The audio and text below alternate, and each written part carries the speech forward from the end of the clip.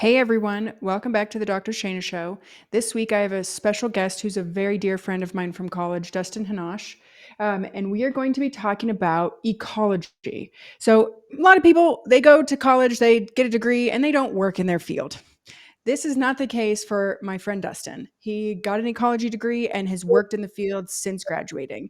And I wanted to bring him on because a lot of the conversations I have on this show are around systems thinking and how we kind of like parse things out as they relate to, like for example, there's a plant. How does that plant affect the insects and the birds? And maybe it's a really tall plant, so it's creating shade, right? I had Paige, that holistic landscaper, on. Like, we talk about these things, and I want people to understand that systems thinking isn't just pertaining to what naturopathic doctors do, but it's a way of looking at the world through a holistic lens. And I felt like it would be a good idea and a great way to catch up with a good friend of mine to hear about his work in the ecology field. Dustin, will you introduce yourself a little bit? Sure. Yeah, it's so good. Thank you so much for having me, Shayna. It's a really exciting time. I'm really excited to be able to talk to you about my job. So my name is Dustin Hannasch. Like Shayna was saying, I've known her forever. So happy to be here. And I am currently working as a environmental biologist, and I'm a consultant. So that means I work in the private sector of biology. For those of you that might not know, there are different facets of wildlife biology in general. You can have the federal, you can have state, you can have, counties, you can have all sorts of different facets. And I happen to work on the other side of that, which is the private sector. So a lot of my work is involved with helping clients figure out pretty complex issues surrounding species when they're trying to develop land into mines, into new developments, just anything of that sort, especially on public land is kind of my focus. Mm. And public land is few and far between depending on what state you're in. I'm going to guess Nevada has a little more public land like Colorado. Yeah, Nevada is actually, I think, behind Alaska. Yeah, I think it's right behind Alaska. We have, I think, don't quote me on this, but we have at least 90% public land in Nevada. So we have a vast amount of public land out here. God, that's so awesome. That is Yeah, definitely one thing I really appreciate about the United States is like a lot of places don't have public lands. And especially out west, we have access to that's us being able to go hiking, sometimes camping, sometimes hunting. Like there's a lot of fun activities that we get to do on our public lands that we wouldn't have if we lived someplace that didn't have them. So for that, I'm grateful. Although I know there's a lot of political mumbo jumbo that can sometimes come with public lands.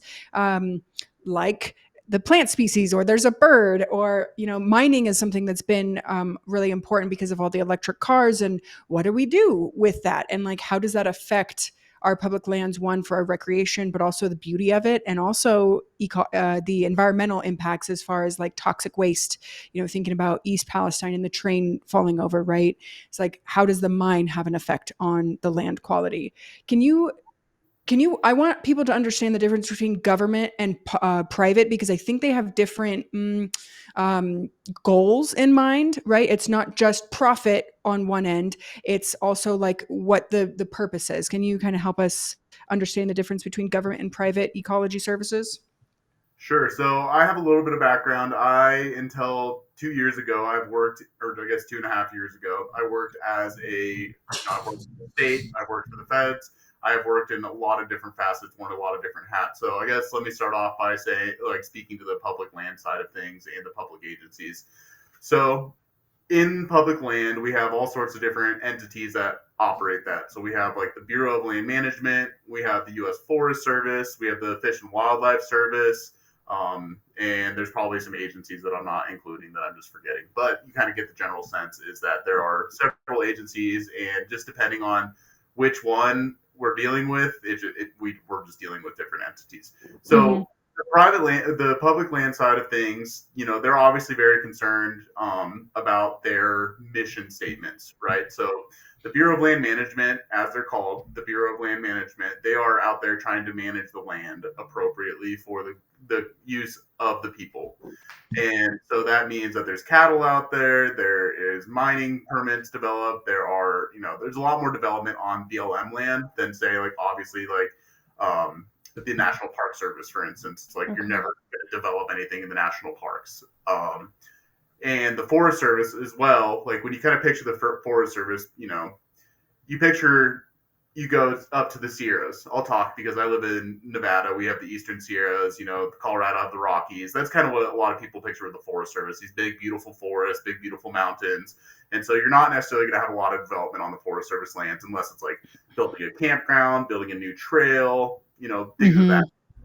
Whereas, like I was kind of hearkening to a little bit the National Park Service, they just don't, you are not going to ever really develop anything on there unless it's the National Park Service doing that work themselves, and then they do their own internal work. So based on those things, the BLM are concerned with the species, the land, and anything that is pretty much where, anything that can exist in that public land. So Okay. be that the soils, be that the water, be that the species, be that the plants. I mean, they have their fingers in everything. So on the opposite side of that is the private sector, which is what I work in. So let's say you are I'll just use mines because that's what I'm most familiar with. So let's say you're a mining client trying to go in and you'd like to go develop a mine on Hmm. public land. So you have to pull permits to get those plans developed, and those permits are set forth by the BLM to ensure that things are reclaimed after mining, Okay. and that things are species are accounted for, and in certain situations avoided when they can be, and mitigation. So there's a lot. It's the public sector is really concerned with how do we make money on the public land, and the people that proctor the public land, being the BLM in this instance, they're concerned with, okay, so how you guys want to make money, but also how do we allow you to make money, but also coexist while still making sure that we hold to our mission that we're using this land for the benefit of the public, not just for the benefit of one small Hmm. profiting firm. So there's the really the difference therein lies is public sector is out there to make money on the Right. public land, right? And the public, being the BLM, is out there to really try to put some stops in there so that we really think through the process to make sure that that the private sector is not out there just completely ameliorating land and not doing anything Right. about Right. it, because that's the last thing that any of us want. So I think that Right. kind of I think that wraps it up pretty nicely. But if that Yeah. spurs any questions, I yeah, mean, that makes sense. Like, right, a business goes into business to do what? To turn a profit. yeah, And hopefully they can turn a profit in an ethical way that is supportive of the species and the soil and the water, and they're not polluting things, right? Those are always things that I'm thinking about as a consumer when I'm out camping or hiking. I'm not leaving trash, I'm not dumping waste, like the pack in, pack out, leave no trace mentality when you go hiking and camping, is something that is important to me. yes, Now dealing with mines, and I'm kind of thinking there's a little bit of big dick energy with that because there's a lot of money to be made. So how yep, does that kind of get balanced a little bit when you kind of have the pressure of the BLM saying, well, hey, there's this one, you know beetle that we're worried about that is only, what's the word I'm looking for, endemic to this one area, yep. and you want to have your mine open here. Like, how does that get balanced? Like, because in my mind, money, and maybe this is the cynical part of myself, but I'm also a realist, money tends to win out oftentimes. Yep.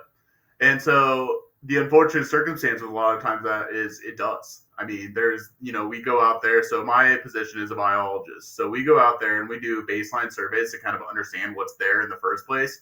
We report those findings to the BLM. The BLM says, oh boy, there's the beetle on the land. What are we going to do about this? Right.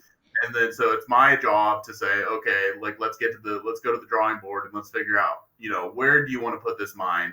Where is this endemic beetle living? Because when you look at it, let's just say like a mountain scene, there's all these different aspects. There's different plants that grow in different aspects. There's different, there could be streams, there could be waterways, there could be things of that nature. And oftentimes, like if it's a really endemic beetle in this instance, they live in one specific area of that project area where the private company wants to go in and mine. So Mm-hmm. there are ways that these companies can avoid disturbance to, like, let's say, some really prime habitat for that one species. On top of Okay. that, the United States Fish and Wildlife Service, they have, the Endangered Species Act, which has been enacted since 1979. And the Endangered Species Act means that we can't, those mines, no matter what or how hard they try to strong arm, They cannot go in and disturb critical habitats that might affect the species that live within those critical habitats. Okay. Critical habitat, I'm saying like the U.S. Fish and Wildlife Service has gone out, they've studied, they've looked at other studies to show, okay, this plant, this beetle, whatever, lives in this one area with this one critical habitat.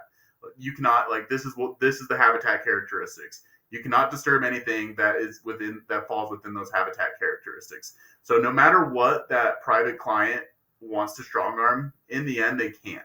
So that's the Okay. one place where they got to stop swinging that big dick because they put their foot down, the Fish and Wildlife Service, and said, "Look, this is the letter of the law. You can't do this, or Right. you're going to incur some really big fines." But that's only if the species is deemed endangered, right? So like now we're getting into like semantics of like, okay, well maybe this is a species we need to watch, but we're not really concerned that it's endangered.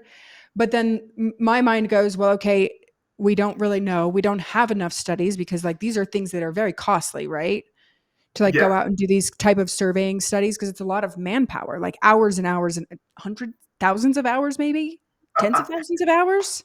I wish it was that much, and I wish we spent that much time out there. But I'll just give you a glimpse of like what the normal life of a biologist might be on my side. Is we go out there for maybe 4 weeks out of the entire year, and then we say this is our list of species that exist on this in this project area.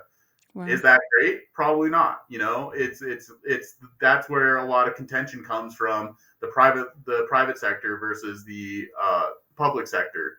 Is these Mm, people are like really like 1 year of data is just telling us that this is what exists out here. Like that's just not necessarily relevant, and so we just have to like stand on our laurels and say, well, this is the data we have. And right. oftentimes, unfortunately, as you kind of hearken to, is it's really expensive to go out there and monitor and do surveys and things like that. And the public sector has been completely gutted. I mean, they're through lots of administrations. Is we're losing so many biologists that work for the Forest Service, so many biologists that work for the BLM because they just can't staff people anymore. They Got just it. don't have to do it. So they are relying on us to essentially do what they used to do back then. I So they're see. you're kind of stuck in just being like, okay, well, we have to accept this data, this 1 year of data of them going out to say what's there. However, if we do find one of these species that we were talking about, then it's like, okay, maybe the BLM says, okay, you guys need to monitor this species throughout the life of the Mhm. mine. And that's where the BLM has a little bit more like power to say, okay, we're not just going to let you just go in just after this year of data and say like, oh, they have to enlist some environmental protection measures for each Mm. species, essentially. So yeah, Okay, so I can appreciate that. So, and that's being kind of being smarter, not working too hard either. Because if the company, the mine, really wants to set their business up there, they are going to have, I mean, I would think in their budget some kind of expense for monitoring and making sure that the habitat has restored, or if there's like there's a little money earmarked for a species that might be of concern that needs to be monitored. Now, are they going to maybe not be fully truthful, and I'm only saying that because I understand a little bit of how environmental focus goes, and unfortunately I have a bit of a cynical undertone with some of these companies. Like their business is for profit. It's yeah, not about preserving and thinking about the future. Although they may say, I don't know if you've seen the movie Dark Waters that's based on the DuPont PFAS lawsuit. Are you familiar at all? yes, Yeah, that movie unfortunately is very accurate as far as the lawsuits, and DuPont was brilliant in their like sending out their notice so they don't have to have a class action lawsuit. Like I can appreciate that, but that's what we're dealing with. That type of money, that type of power. And they yes, know what to do, and they have a team of lawyers working for them. And so there's ways, and I'm not saying all companies are like this, but unfortunately, that's the reality. Anyway, enough of my rant. If you haven't seen that movie, I highly recommend it. Oh, I did just find out, slight tangent, but related to environmental. There's a gal who was a Paonia resident. She died a few years back. Theo Colborn. Are you mm-hmm. familiar with her work at all? No, not She heard of was her. a pioneer in the endocrine disrupting compounds. And so she studied things like PCBs, brominated flame retardants, and PFAS, the perfluorochloro. I'm going to mess it up. Sorry, chemistry chemistry, the things that are forever chemicals that are hormone disrupting. And she was right here in Paonia. And I just made a post on social media about her. She tried to get these chemicals removed and kind of put pressure on the Obama administration. And I don't think anything ever came of it. But again, these are things we don't see right now having an impact that will have an impact later. Or we are seeing, we just don't realize that they're from our endocrine disrupting, from our, let's see, the parents, the generation in the 50s that were like, oh, all these things are brand new and fresh and better living through chemistry. DuPont's motto. Anyway. Seriously, I want to take a step back because there is, so within the private sector there are like, I'm going to just bin these into two different things. So you have your massive conglomerates, right? Okay. Okay. But you also have these like placer miners that are out there just trying to, disturb just like maybe 5 or 10 acres. And they have the same laws and regulations applied to them as these big companies do. And So that's yeah, tough you too. do have these massive players, right, that have all this money, but then we also get clients that are like, dude, we don't have $500,000 to do biological studies. Like, are you serious? Like, we're a tiny little company. So Yeah. again, that's just a bigger issue. And I'll go on a little tirade for a second that just saying, all these little tiny companies get gobbled up and turned into these huge conglomerates because these little guys just can't compete. Right. And that's tough too. Like, I'm a small business owner. Like, I don't want to be bought up by a hospital so that Yep. I'm not able to be in control of the quality of the things that I care about. Right. And that's tough because we're talking about all these things and like earmarking money for ecological conservation, and they don't have it. Like, Yep. that's just not, they're looking. So, okay, then, so again, where this is where you guys come in, and you guys have to be a little more like clever in the Yes. way that you like, well, maybe this isn't the site, but maybe there's a site, 10 miles away that it would work better and then is not in critical habitat for the, beetle we've been speaking about, right? Is that kind of sort of how you guys help out these smaller businesses? Yeah, for sure. And we can also be just a little bit more creative about how we address species issues because so within the BLM, they have sensitive species. And I'm speaking for Nevada. I really don't know like a lot of the other states. It's different state to state, which is really frustrating, honestly. For There's sure. no congruency between the entire BLM. It's state by state, has different regulations.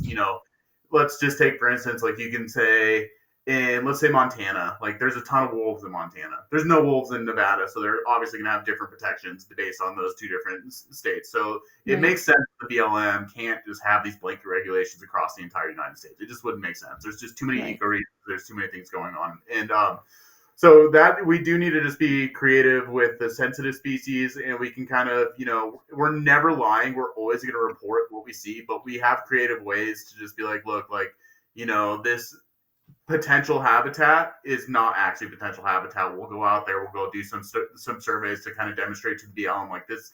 You have this map as potential habitat BLM, but it's also data that's from 1970. It's not Right. relevant anymore. Like we get out there and we're like, yeah, this is not what it looks like at all. So that's where our creativity comes in, but also just boots on the ground data collection that really just kind of Yeah. shows like, okay, this is actually what's here. And oftentimes the BLM is like, great, thank you so much. Like we need these data to kind of support this because there's a lack of data. Believe it or not, you'd think like these agencies are out there collecting data on the land all the time. They just don't have the money to. Right. Right. And like, this is, yeah, this is like the reality of like doing this type of boots on the ground work. It's expensive work to do, and it requires hours and hours of time. There's not hours and hours to spend because there's not money to pay. And then there gets into like, is it a livable wage that the government's paying these people, right? Like, it's probably not. And I know that you did some grueling work for a while there that was tough and long labor. And I don't think you worked for very much money, if I remember correctly.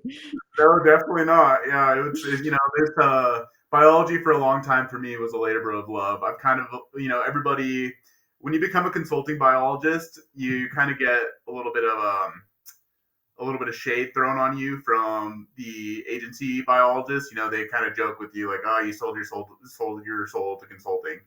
In a way, they're not wrong. I did take this job for money. Like I had to make moves for myself, and I was like, you know what, this makes sense. Like I want to take this job so that I can make more money. Like I just, Right. I wanted to make more money. I wanted to make myself a little bit more money to just exist a little bit better. I've never been the type to be Well, that's not true. I used to be a staunch conservationist, and it's amazing how much I've changed in that aspect and realized there's a lot of complex issues that we have to think through. And it's not as cut and dry as my young little mind would have liked to think it was. The idealistic young mind. I sure have changed my opinion too. So, what you were just getting at though is like, okay, you were a staunch conservationist when you were fresh out the gate from school.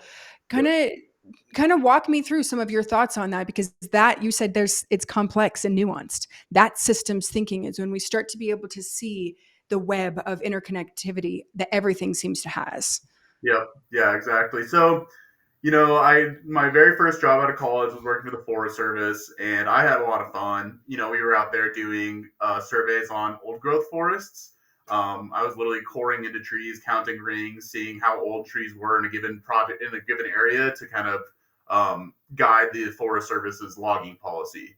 And that was Mhm. really cool because I'm out there, going out, and they don't just clear cut forests anymore. The Forest Service is very diligent about choosing like almost a grid to kind of preserve like corridors for wildlife to continue to walk through. So if you picture a checkerboard, that's oftentimes a lot of the way that logging is done now. They preserve Okay. corridors in the forest, so it's not just like one swath that animals have to walk through. They still have little forest corridors they can still traverse like a whole mountain range with.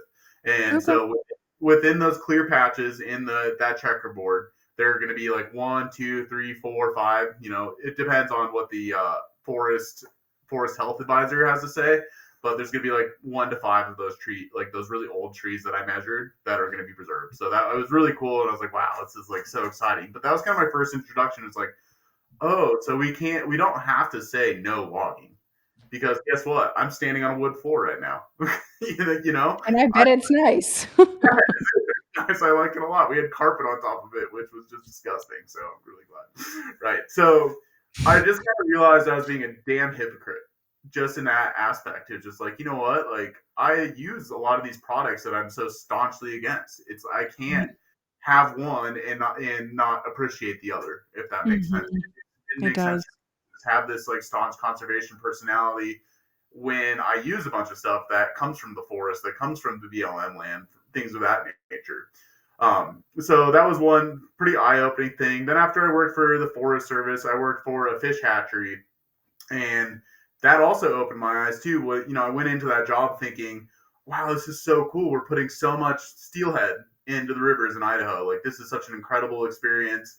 And I actually talked to your husband a little bit about it that had some different opinions on it. And he actually helped me, realize that there's a lot of difference. And, just raising a bunch of fish and putting them into a river system, especially something as complicated as anadromous fish, does not work. It's a lot. Oftentimes, you're going to have a ton of fish, which makes fishermen pretty happy, but then you're losing a lot of the natural stock. And then in the end, the natural stock that's actually, been evolved in that river for thousands and thousands of years diminishes. And Yeah. when you then all of a sudden these fisheries that the fish that get dumped into these rivers have no idea where to go. These fish Right. evolved for that system are so keyed into that. It's in their evolutionary biology to go up into Right. these little tributaries, spawn. But then these fish that are raised from the hatchery are like, oh, I don't They don't know have the where. same instincts. So you Yeah. said a word. You said I don't even know what the word was. Androgynous fisheries? Anadromous. So Anadromous. What does that mean? just a fancy word for when a fish goes from the ocean into fresh water to spawn and Okay, die. so that they have the capacity, right? And that's Yep. what steelhead do. And I know that Jacob has talked a lot to me about the steelhead that are like the wild steelhead, and they're just like aggressive to fish for. And Yep. just so you guys know, background, my husband is a fly fisherman, catch and release, and he has a deep, deep appreciation for fish. And his admiration, I used to think fishing was like, you're hurting the fish, all these things, but the admiration that comes with fly fishermen and observing the fish and the appreciation that goes into it, it changed my opinion. So like we're talking about evolution of our opinions and like seeing that there's multiple perspectives to have to things. This is interesting though. You talk about the instincts of the fish and they don't have the same instincts when they're hatchery raised versus the ones that are native in the rivers, in the little tributaries, and they go back out. Like that's so Yep. interesting. I wonder Yep. if the native fish could teach them somehow I don't know if I don't know. I don't know, but I know that horses can teach other horses. Like when Right. you split up horses, like they're very collective species, and like the parent horses teach the baby horses, and they teach them. And so I'd imagine fish have something similar. I don't know, but that's me, making an assumption. I can't speak to that at all. I hope that would be something, but yeah, I feel like it's their fish are a little bit more. I don't want to call them dumb. They're not dumb at all. They have their own set of brilliance, but I don't know that they'd be able to do that. Because horses are different. They parent. Fish, Yeah. they lay, they spawn, they die. Oh Right, and well. they lay tons of eggs, and their Yeah, whole point is they don't have to parent the same way that like mammals do to raise right. their young. Like there's a different investment. Like we're going to have 100,000 eggs and hope that, however many of them live versus I'm going to have two offspring and I'm going to really make sure to raise them so that they don't die. Yep, therein lies the difference for sure. So Yeah. along that line, though, is that there are some fish hatcheries that are kind of using a different novel technology, which is to collect eggs from the stream that these fish are Mm. raised from, and then rear and then release those fish as well. I've been kind of away from the fishery side of things for the last, like, I guess almost 3 years now, so I can't really speak to how well that it's going. But yeah, that is at least something that's being done. There are things that are getting tried. It just, again, it goes back to not having money to pursue these like really cool environmental questions. Like that is probably one of my biggest frustrations is like I always have just like these million questions about like this is like the novel way we can look at things. I'm a scientist. I like to like, I Yeah. don't just like this is the answer. I want to say this is the answer, but why? How do we make Yeah. this answer better? What else can we figure Right. out about this answer? It's just like it's been really frustrating. It's just a lot of this science that we do just ends up coming to a dead end, and then we just call it quits. And it's just like no, like that's not the way we would like.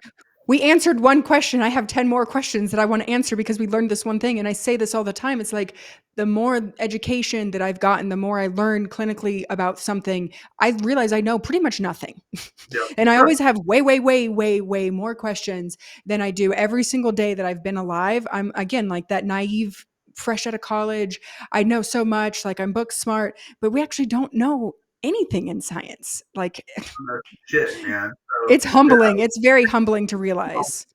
yeah, and then I guess to just keep going, I mean, it's just like so. I work for Colorado Parks and Wildlife, right? So Colorado Parks and Wildlife, again, your husband, he's been a staunch, like he's been so helpful for me to help myself realize things. So talking through with him, I'm like, oh, it's so great, we're shocking the rivers, we're pulling out invasive fish, the Colorado Parks and Wildlife spends millions of dollars on eradicating fish species out of riverways, and it doesn't work. Like, we'd go to the same stretch river and just like, oh yeah, well pike are still in this river. This is just Yeah. like, dude, like why are we doing this? Like we're spending millions and millions of dollars for something that's not working anymore. Yeah. And also we get really trapped in our little human time spans, right? Nature and ecology is something that has evolved over thousands and thousands and Yeah. thousands of years. And so things like come to an equilibrium, whether it's human driven or not. Like we pretend that we have a very prominent role in guiding that equilibrium, Mhm. but also it's just like we have a really prominent role in fucking it up sometimes. It's just like, spending millions Yeah. of dollars to shock a river year after year after year, is that really going to benefit anything? Or would No, be it's the definition of insanity, in fact. It's just like them trying to remove the Russian olives that we planted along the riverways to prevent erosion, and now we realize, oh, they're super invasive and they take all the water and they go really deep with their roots, and it's like, okay, well, these plants, they're not going anywhere. The pike aren't going anywhere. Like, how long are we going to spend trying to quote unquote eradicate? And I akin this to the body as well. Like, we think we're going to eradicate C. difficile, which causes chronic diarrhea after you've had multiple rounds of antibiotics. No, we can't fully eradicate it. We can get it under control so that the real estate isn't there for it to overgrow. But right, again, thinking about pike and Russian olives, like Russian olives are not going anywhere. So we need to be smarter and understand that ecology evolves. Things evolve. exactly, Can we work with the system, or are we trying to constantly bulldoze and strong arm and be in charge above instead of together with? We need to be together with in a circle rather than above in a hierarchy. And that's a tough sell for a lot of people because this old way of thinking where humans are on top and we can control everything, we're it's hard. That feels exhausting. That's like Sisyphus pushing the boulder up the hill. That's Like, the best example for it. I mean, it's seriously, it's the dog chasing his tail, Sisyphus pushing the boulder up the mountain. Just like, yeah, that was a huge realization for me getting into the private industry now. It was just realizing, like, okay, look, mining is devastating, especially in the first, like, first 10 years that it happens. You look at the land, you're like, wow, this is horrific. But, you go to sites that have been reclaimed. Sometimes it's hard to even see that there was a massive mine on that landscape. So it's kind of inspiring. It almost gives a chance for us to, be gardeners in a way and kind of like, okay, this land has been tarnished, but let's start from a fresh slate and, figure out how we can improve this land again. So it's not all, I realize it's not all doom and gloom. And there's a lot of different facets, even outside of biology, that I think about. It's like, would I rather a mine in Nevada go in and we have people that are paid well, they have health insurance, they get paid overtime, they are treated well? Or would I rather have a mine go into Kenya where there's literally yeah, 5-year olds working in that mine that don't even really get paid, that are basically slave labor? It's like, I think I'd rather have the people in our country get paid to go out there and mine.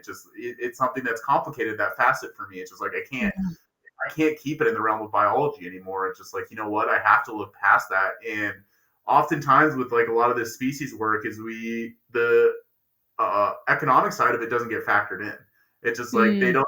That's not part of the analysis. Is like, okay, this species is here, but how much is this species worth to the economy? How much is this mm. mine worth to the economy? That's not something that gets factored in, and I think that's a very important thing that needs to get looked at.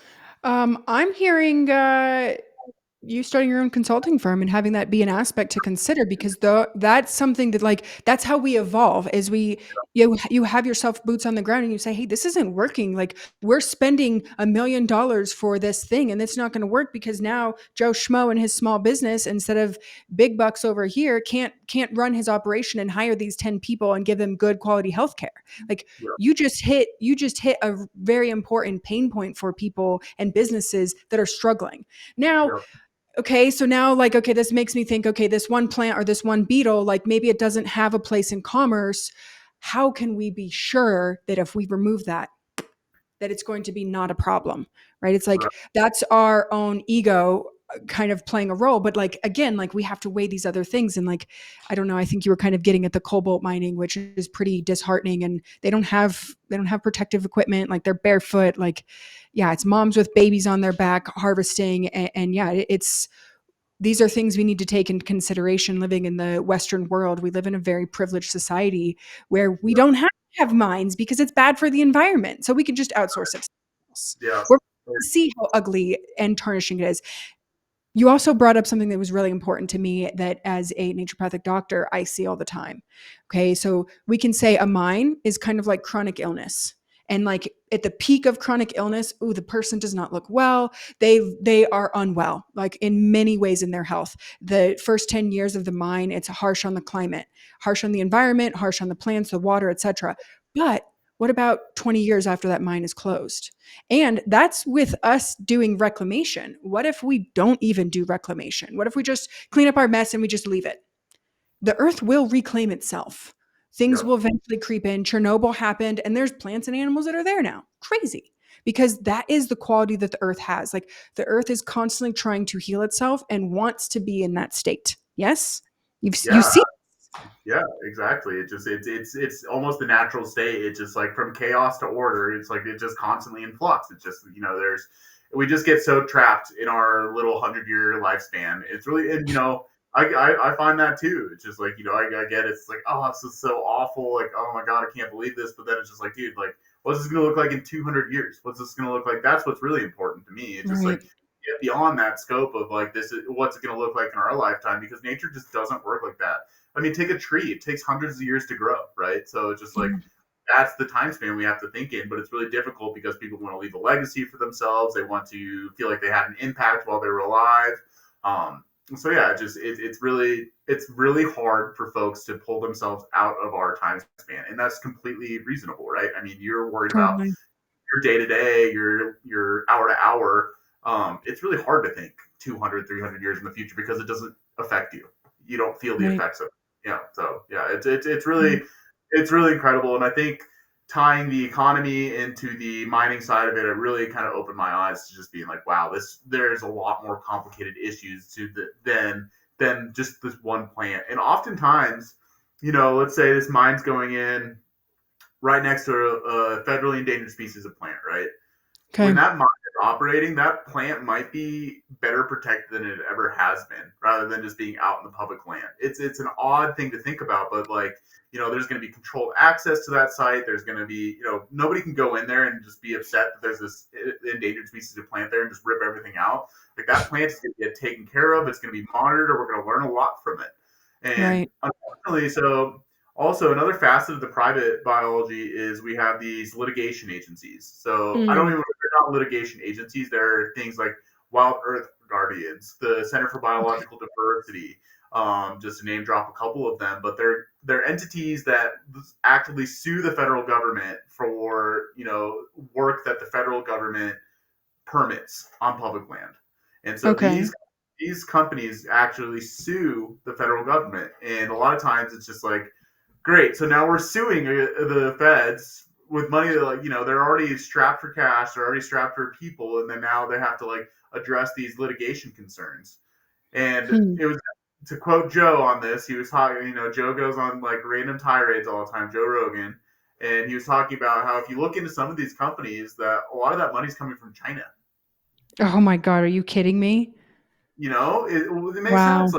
Like why they don't want, like, companies outside of the U.S. don't want the United States to mine, because then that means that that's going to impact their bottom line as well. Their money, exactly. The more Money, that yeah, we are doing here and we're producing and we're manufacturing, we take money from other countries. yep, That's people are not understanding that this is like a huge opportunity for us to be a little more self-sufficient as a country, as a place. And I'm right there with you. So these litigation agencies, help me understand. I'm hearing, are they kind of like non-government organizations that are run by civilians that think they understand a complex topic, supposedly? except they're lawyers, so they're environmental Oh, lawyers. oh, got it. Okay, Yeah, got you. and the letter of the Okay. law, they understand when things happen, they can sue. So if there's this, like, let's just take for instance a population of plants, and the BLM is permitted. So the BLM even permits like where companies are allowed to lay down materials. Like, let's say they have like a storage yard that's like 2 acres, Uh-huh. and the company might accidentally like store something that's like in another location that takes up like 100 cubic feet or something like that.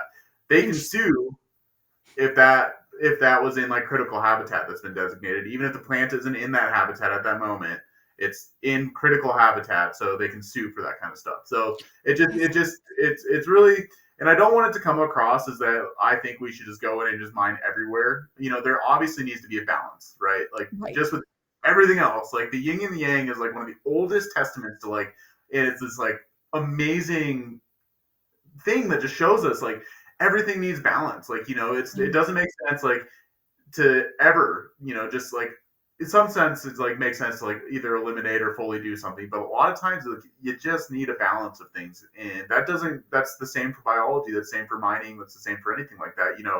We can have both and still have really incredible ecosystems that still remain, but it just takes Mhm. a little bit of thinking. We can, Right. it doesn't need to take 10 years so from like permits to boots on the ground mining, like breaking ground, usually takes about 10 years. Like, I think there is some room for some efficiency there to figure out, like, okay, how can we make this quicker? How can we make this more effective so that, a lot of the money that's being spent can actually get spent on the restoration side of things. Right. That would be a lot more efficient use of it in my mind, because like then the land can be reclaimed much quicker by the earth, by the birds, etc.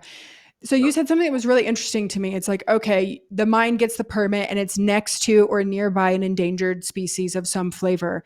I don't Yep. know about you, but these UTVs, these utilitarian four-wheel drive, basically recreation cars anymore, some of them 50 to 80, 120 grand right out the gate, and like these people are driving everywhere on public lands and like really Yep. ripping it up. And Yeah.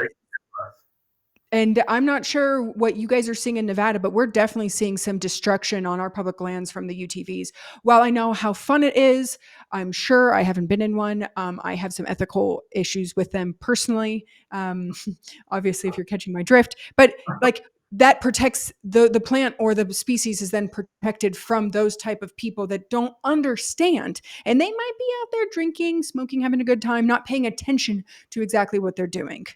Yep, you got it. So yeah, it almost helps to facilitate protection in an ironic way. It's just like Yeah. even mine next door, it could, a lot of times like a protection measure might be, there has to be signage about this plant. There needs to be like, more information available, and this is all on the dollar of the private sector. So it's just like these are the mining companies that are getting to pay for all this stuff, which is a win-win for everybody, in my opinion. Right. So Right. I mean, yeah, this is something I hadn't considered because, I see the mine on Monarch Pass, or I think back to my time in New Zealand and I see the clear cut forests that just look like decimated land. And of yeah. course, my bleeding heart is like, oh my God, the animals, the plants, that's terrible. Um, but then a part of me is also like, yeah, but we have lives and we need to take care of. And, the mine on Monarch, I don't even know if it's still functioning. Do you know? And so that also brings up a different point too, is that reclamation is earmarked, like money for reclamation is stowed away. I might be using the wrong terms, but stowed away in an escrow account, so that Okay. even if that mine goes bankrupt, then they have to pay for it. Like that money is already there; they have to take care of it. So something like the Monarch Pass mine, that was done like a long time ago. That was before any of this Yeah. stuff. So a lot of like the really gross mining scars that we see are from prior to the legislation that made it so that these companies had to clean up after themselves, Got essentially. it. Yeah, So escrow is correct. It's like that's paid ahead of time. That way, if something does go south, they still have that money there, and it didn't get spent on being bankrupt. exactly, because I mean, believe it or not, that happens all the time. It's like these I companies go. I totally believe it. I mean, if you have to wait 10 years to get your permit and you're not making profit, you have to find a way to fund that in the interim, right? Yep, yep, Yeah. exactly. Yeah. Okay. So interesting. Okay. So ironically, having somebody come in and do something as destructive as a mine can be very beneficial. Okay. You mentioned something a little while ago, the Forest Health Advisory. Is this a Uh, government organization that's part of this? so it might be. I think I was just talking about a position in the Forest Service. The like a Got it. forest, like there is a position in the forest, and I'm probably not even saying the title correctly there, but there are people in the forest that their job is silviculturist. There we go. That's actually the position that I was looking for. No, Forest Health Advisor is probably an agency. It sounds very agency like, but no, silviculturist is actually what I was thinking about. Civiculturist? Silviculturist, yeah, they're pretty much in charge of saying, this is how much wood you can take out of this forest at a I given see. time, based on the like Okay. to keep the forest health. So the Forest Service sets out like plans, like they have a forest plan, and so they kind of that's their guidance document. It's just like anything that they pull out of the forest has to fall within that plan. Like they have to like maintain a certain amount of acreage for wildlife, a certain amount of acreage. I don't know the ins and outs of it very much, but yeah, they have to like they are very strict about staying within the guidelines of their plan. Yeah. Okay. Interesting. Yeah. I'm Yeah. just always curious about like how these, and this is part of the red tape, right? That makes things take so long is like we have to check all these boxes and go through the rigmarole to get to the other side in 10 years. And Yeah. that's involving both government and private sector folks that are trying to expedite this process as quickly as we can.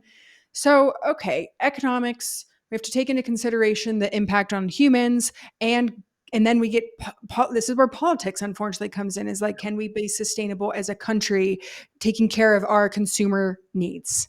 And there's a lot of Exactly. them in the United States, right? Okay. Species, land, soil. Something I'm always interested in as far as mining goes is water, because I know mining has a lot of chemicals that they use in order to, and I'm going to sound ignorant because I don't know the ins and outs of mining, and it probably depends on the minerals they're mining for, etc. Yeah.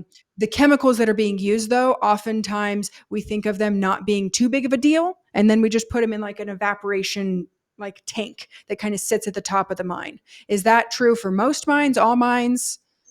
There's a lot of really incredible technology coming out. One of which is like groundwater infiltration systems, re-infiltration systems. So oftentimes they use groundwater to, let's say, lithium, for instance. A lot of times Mhm. the lithium is locked within that water, so they have to pull that water up. They pull the lithium out, and then it's re-injected back into like into an aquifer.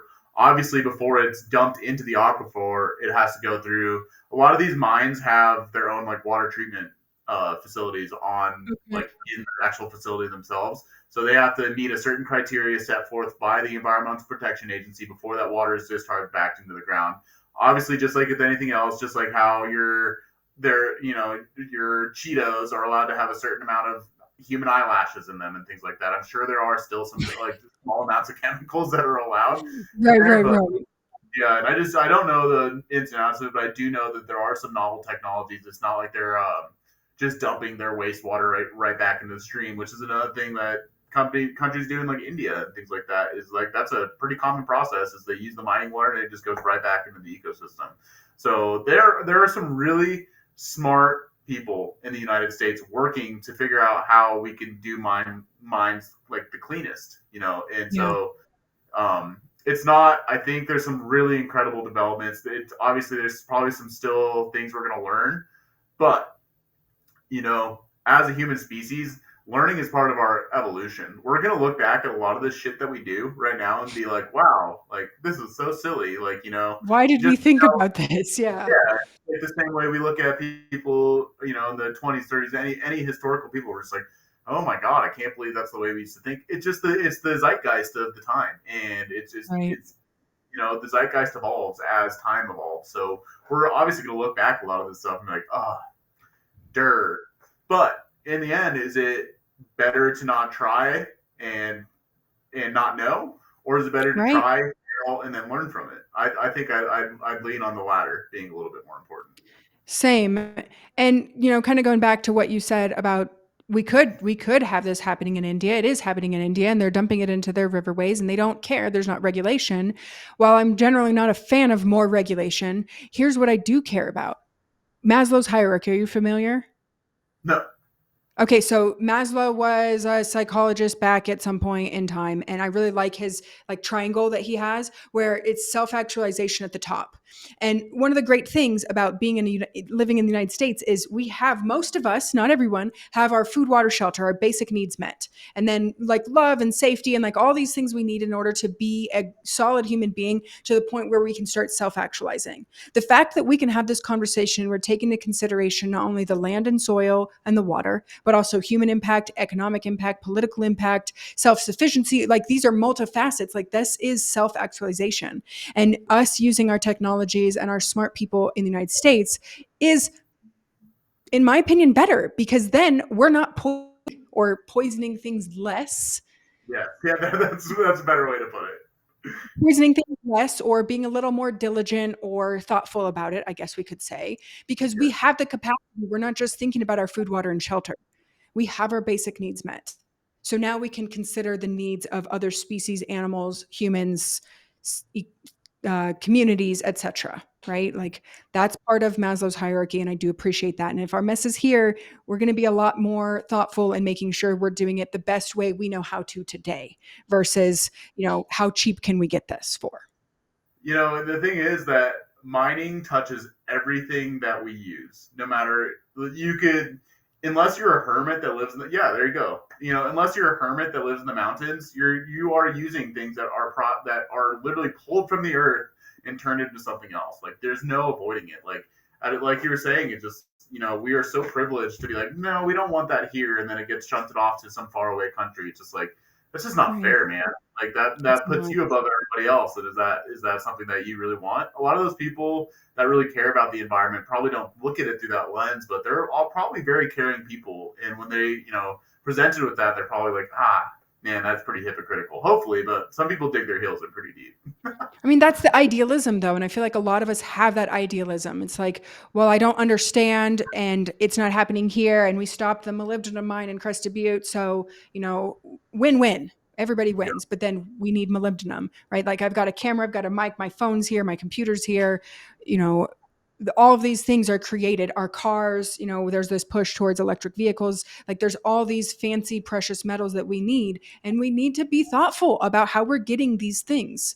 I mean, maybe we don't, but in my mind, I would like to be thoughtful about it so that I'm having the least impact on the environment that I possibly can. And yeah, my 18-year-old self now versus my self today, uh, might be a little upset with some of my new thoughts that I have because like I've had some realizations. Like it's not just idealism. Like it's a nuanced, complex topic.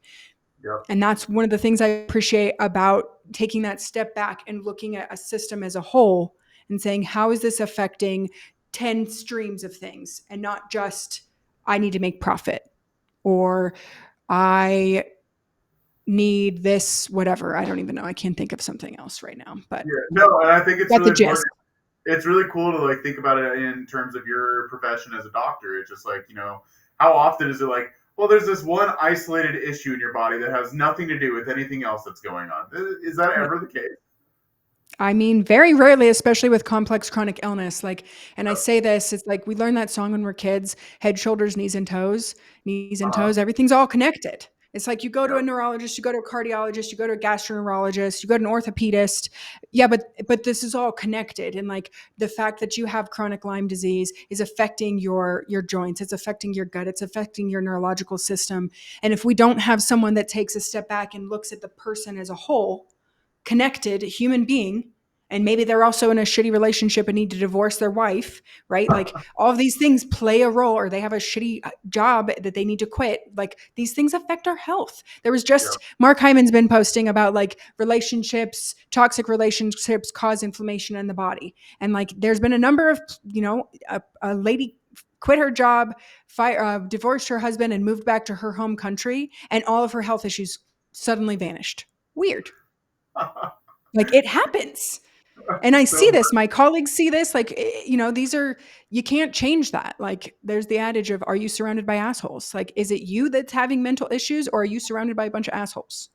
yeah. So yeah, it's just incredible, like how much systems thinking, as you put it, is just relevant to every industry. I could even talk to my partner Eric and talk to him about system stuff. He builds infrastructure for engineering, and obviously, he has to figure out how pipes fit into like the general architecture of everything else. And he's working for hours and hours and hours, like building these diagrams to figure out how that certain piece of thing is going to fit into the whole system as a whole.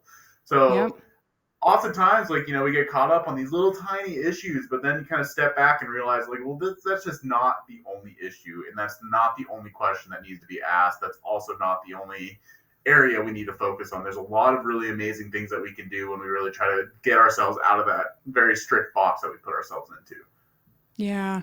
Yeah. And man, if you have a bad foundation, that makes it really tough to have a good, solid structure as far as Exactly. engineering goes. And that goes for the body as well. Like, I say all the time, if your foundations for health aren't intact, you can supplement out to wazoo. You can spend $1,000 a month on supplements and you're not going to get anywhere. Wow. You're surrounded by assholes. You don't eat well. Like you hate your job. Like all of these things play a role. Like we're going to have that conversation, and you can take all the pills you want. The problems aren't going to go away until you're uncomfortable enough to make those changes, to start going to the gym, to start choosing to have more protein and more vegetables in your diet, whatever it is the conversation needs to be around. So Exactly. we're gonna wrap this up here, and I do think this was a really valuable and relevant conversation for a number of reasons, because it helps people understand not only public lands and the government agencies that are involved in the public lands and their different missions that they have, but also how private entities, private biological consultants, but also businesses that are trying to turn a profit, but also support a community and have economy and all those pieces, and how having one small piece of something can be very detrimental to a small business, but also could have really cool impact when a big business is able to kind of support and monitor and data collect for the government agencies. So now we have more data points, right? So there's pros and cons to everything. Yep. And mine reclamations can be really helpful. And now today, and I'm going to guess this has been since there was probably some law that was enacted and we didn't specifically talk about it, but that's okay. So that there's money that's put into escrow in big businesses. So even if they fail, there's still money to help support and clean up the environment to kind of make it sort of better, or sort of back to how it was. Yep. Um, we talked about too changing our opinions, and as we learn, moving from our idealistic young selves to understanding the complex components that go into mining and fishing and other, foresting is like, I don't have wood floors. I have cork floors in my house, but that's still from a plant. And that still requires farming or, somehow affecting the land and the ecology. And I'd rather have cork, which, somehow is more sustainable than wood. But man, I do love a good wood floor. Um, Interesting about the litigation agencies and them being backed by China. I'm not sure. I don't know for sure that's the case, but it wouldn't surprise me because there's money to be lost if we in the United States are a little more self-sufficient with our resources instead of outsourcing to other countries. So again, thinking about things from a nuanced perspective. And it's not that we don't want to give money to China. It's just I would rather give money to my neighbor and support them in their business endeavors in my mind. Yep. One more thing about the mining.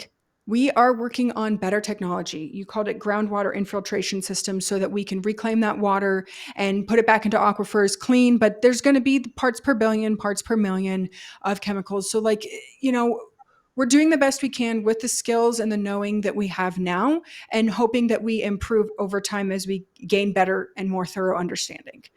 Anything you would like to add or that I missed that you thought would be relevant for us to recap for our listeners? Yeah, one other thing is just, give yourself the space to realize that there are so many facets to very complex issues, and distilling it down to one little argument is not going to benefit anybody. We really all need to be more comfortable again with coming to the table and debating each other and just understanding where everybody's coming from and seeing where we all fit into the greater picture of things, and giving yourself the space and understanding and compassion towards other people that are literally just trying to do their job. Even if you are a staunch conservationist, things can work together, and we can all, work towards the same end, even if we don't have the same goals. Yeah, respectful discourse is what I'm hearing. And, we all have our things that we want, but if we can come and listen, actually genuinely listen to various components of things, even if it's completely opposing us. This is why in school, when you're on debate team, they're like, okay, I want you to research the side that you're against. Like you're mentally against, so then you understand that something is a little more nuanced than it's just like, that's right and that's wrong. Yeah, I'm trying to think, is there anything that's like very strictly, clearly it's clear cut? And I genuinely can't think of anything.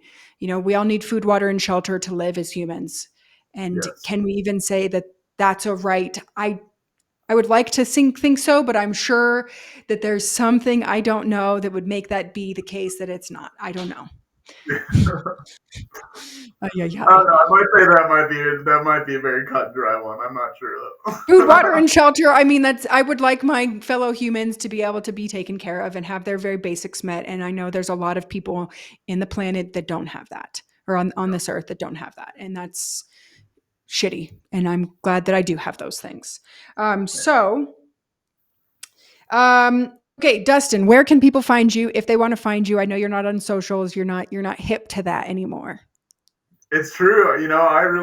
I'm on Reddit, but as any Redditor, any good Redditor knows, you never give out your username. So I will not be doing that.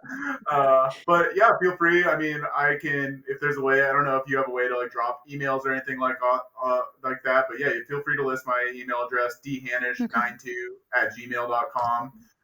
Yeah, I look forward when the pod drops to, feel free to ever reach out if you want to debate, you want to talk. I'm happy to talk to anybody. The more I Yeah. learn and talk to people, the more I can grow as well. So open any Yeah. conversation that folks have. Yeah. And that's one thing I do appreciate about you. And that's how I end my outro is like, if you found this podcast controversial and you want to talk about it, let's talk about it, because that's how I learn too. It's like, I've been wrong so many times and changed my opinions, and I've been like outrageous, and Dustin knows this. I go on tirades about things and I'm super passionate. And then 5 years later, I'm like, wow, I was totally wrong about that. But I'm okay being wrong. And I will Same. defend something to the nth degree. And then if I'm wrong in 10 more years, dang, at that moment, So, that's what I thought. And that's what I thought. And I'll be open to that. So, controversial. If you liked this podcast, like it. That's how I'm able to continue doing this work, is I know that people are watching and being curious and asking questions like I am, like Dustin is. Share this with someone. Subscribe. I would really love to hit that 500 subscriber mark. Really putting this out not only because I enjoy it, but there's people that have recognized me out in my community and like, hey, I really like your podcast. Thanks for doing what you do. And that, even if it's one person, I'm happy camper about it. Next up, we are going to have a colleague of mine, Dr. Jinmi Graham. She's a big immune system kind of gal. She works with pediatrics. We're going to talk about the ins and outs of the immune system as they are relevant to regular humans, how we can help them. And we're going to talk about it from the vitalistic perspective. So none of this, like, we need to be super cautious and hand sanitizer our hands. I mean, if that's what you want to do, but stress also is really impactful on the immune system. So stay tuned for that. That's going to come out in January as well. And Dr. Jinmi is fantastic. You guys are going to really love her. All right. Bye, you guys.